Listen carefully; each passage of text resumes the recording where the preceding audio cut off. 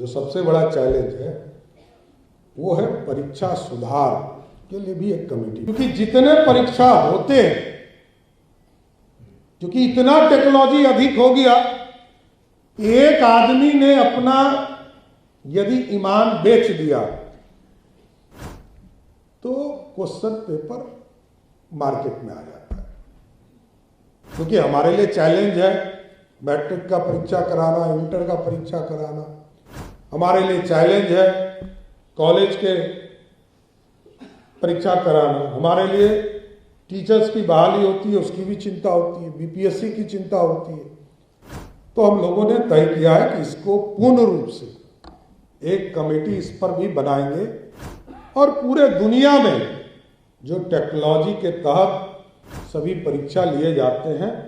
उसके लिए भी एक कमेटी का गठन हम लोग करने का काम करेंगे। जो सबसे बड़ा चैलेंज है वो है परीक्षा सुधार के लिए भी एक कमेटी बनाना पड़ेगा, क्योंकि जितने परीक्षा होते हैं, क्योंकि इतना टेक्नोलॉजी अधिक हो गया, एक आदमी ने अपना यदि ईमान बेच दिया तो क्वेश्चन पेपर मार्केट में आ जाता है। एक आदमी, कोई एक आदमी यदि पूरे सिस्टम में हमारा फेल हो गया तो पूरी चीजों को हमारा डाइवर्ट हो जाता है। क्योंकि हमारे लिए चैलेंज है मैट्रिक का परीक्षा कराना, इंटर का परीक्षा कराना, हमारे लिए चैलेंज है कॉलेज के परीक्षा कराना, हमारे लिए टीचर्स की बहाली होती है उसकी भी चिंता होती है, बीपीएससी की चिंता होती है। तो हम लोगों ने तय किया है कि इसको पूर्ण रूप से एक कमेटी इस पर भी बनाएंगे और पूरे दुनिया में जो टेक्नोलॉजी के तहत सभी परीक्षा लिए जाते हैं उसके लिए भी एक कमेटी का गठन हम लोग करने का काम करेंगे। क्योंकि इसके बिना ये जितने भी परीक्षा को हम लोग देख रहे हैं कुछ ना कुछ इश्यूज बना देते हैं, कुछ ना कुछ इश्यूज आ जाते हैं। इस बार तो आपने देखा कि आदरणीय प्रधानमंत्री जी ने नीट की परीक्षा में कई संस्थानों को लगाकर तो उतना फोकस होकर सभी काम लोग नहीं कर पाते हैं। लेकिन मेरा मानना है कि अब फोकस करना पड़ेगा। पूरा युवा पीढ़ी, उसको ये नहीं लगना चाहिए मेरे साथ धोखा हो रहा है, इसकी चिंता करनी पड़ेगी। इसलिए भी हम लोगों ने, जैसे अभी सहयोग पोर्टल हमारा चल रहा है,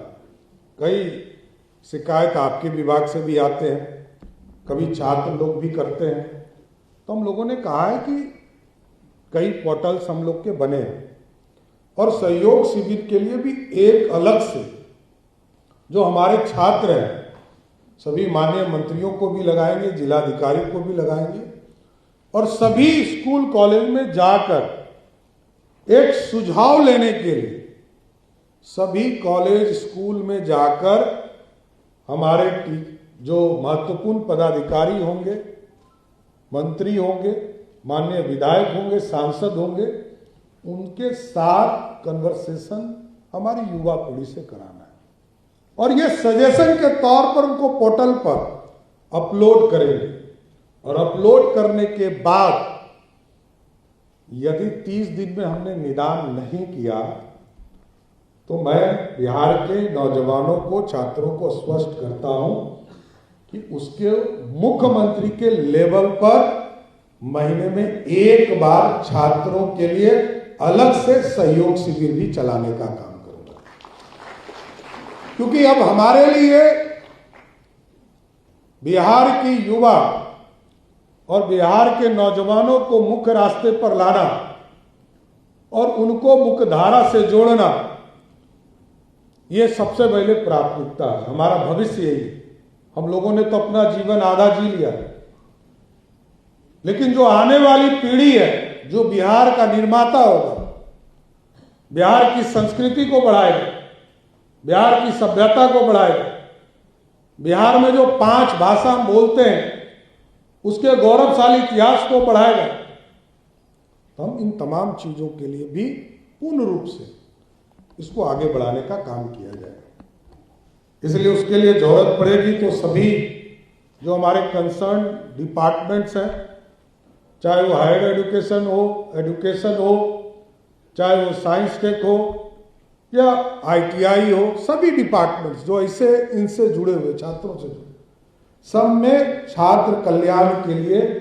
अलग से एक डायरेक्टरेट बनाने का काम भी हमारी सरकार करेगा, जिससे कि छात्रों को सीधा संवाद हो सके। इसलिए